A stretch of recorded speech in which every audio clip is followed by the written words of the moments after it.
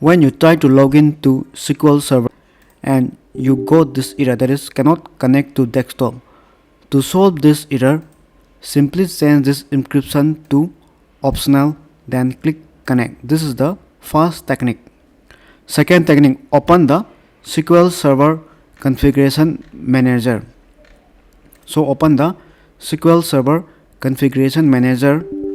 After opening, right click on MS SQL Server and click on Start. If you are using business or enterprise SQL Server, then use this technique. So that is, right click on the MS SQL Server, then click on Start. After starting, you can log into the SQL Server again. If you are using SQL Express, then simply right click on this SQL Express, then click on Start.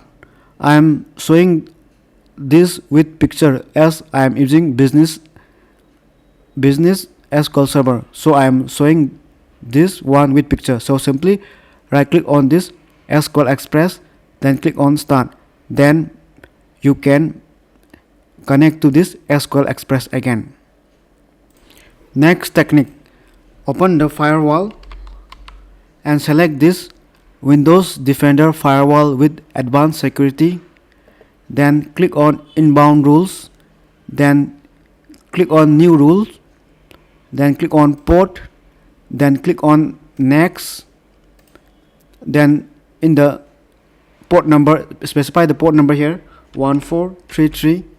Then click on Next, then click on Next, then click on Next. Then in the name, specify as SQL or any name as you wish, then click on Finish.